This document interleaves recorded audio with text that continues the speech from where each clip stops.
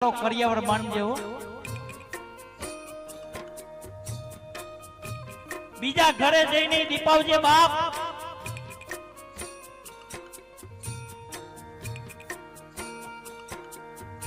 અરે બાપ માંદો પડે ને એટલે એક ફોન દીકરાને કરજો ને એક ફોન દીકરીને કરજો, એટલે તમને ખબર પડે કે પેલા કોણ આવે.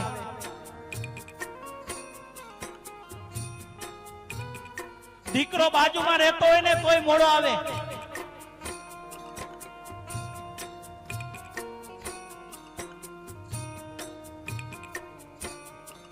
અને દીકરી તરત જ દોડીને આવે. બાપનો ફોન આવે ને કે પપ્પા દીકરા મને આજે મજા નથી બેટા, એટલે દીકરીને હક ન થાય.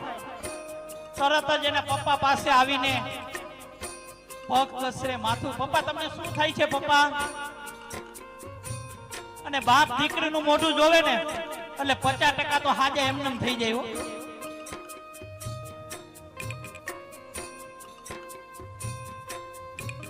આ દીકરી કોઈ દી કોઈની થઈ નથી અને થાશે પણ નહીં. કારણ કે નાની હોય ને ત્યારે માં ઠપકા દે કે તારે બારકી ઘરે જવાનું છે, કઈક કામ શીખ, તારે અહીંયા કાયમ નથી રહેવાનું, કઈ કામ શીખ. ત્યાં હારો તારો બાપ નહીં થાય, હાહુ તારી માં નહીં થાય. બિચારી ઠપકા ખાતી ખાતી 20 વર્ષની થાય હો.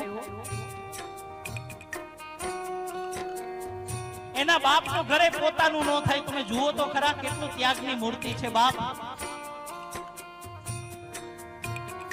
જ્યાં રમતી હોય,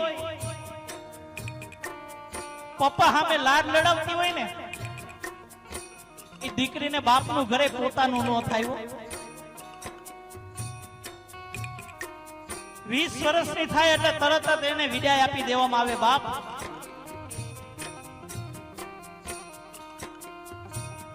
અને સસરાની ઘરે જાય ને તોય બિચારી ઠપકા જ ખાતી હોય. અરે પોતે 9 મહિના સુધી દુઃખ વેઠીને દીકરાને જન્મ આપે ને તો પોતાનું નામ ન લગાવે, એના બાપનું નામ લગાવી દે. આ ત્યાગની મૂર્તિ છે.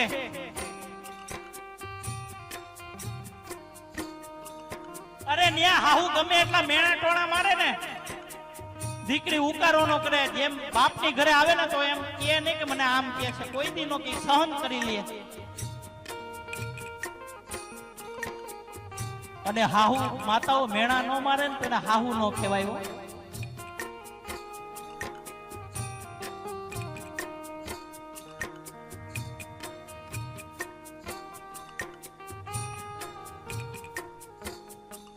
દીકરીને કઈ પણ તકલીફ પડે ને એટલે બિચારી એક રૂમમાં જઈને રોઈ લે.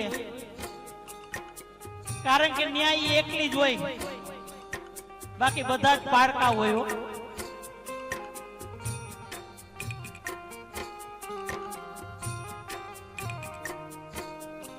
બાપને ફરિયાદ ન કરે. એટલે બાલુ દાદા ગયા ને, જેટલું તમને દુઃખ થાય છે ને એ તો બમણું આ દીકરીઓને દુઃખ થતું હશે કે મારા પિતાજી મને ક્યારે મળશે.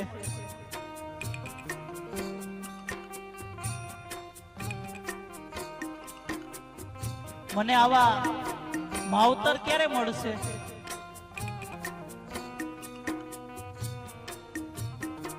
પણ બાલુ દાદા એમ કે છે કે દીકરી તને જ્યાં તકલીફ પડે ને બેટા, તને જ્યાં તકલીફ પડે ને ત્યાં તું મને યાદ કરજે.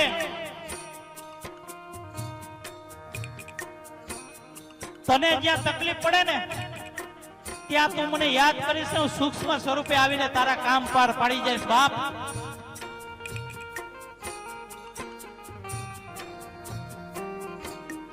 કારણ કે દીકરી પ્રત્યે બાપ ક્યારેય સ્વધામ જતા જ નથી.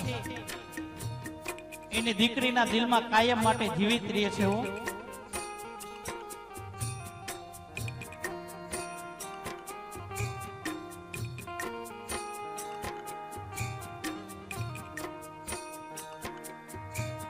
ત્યારે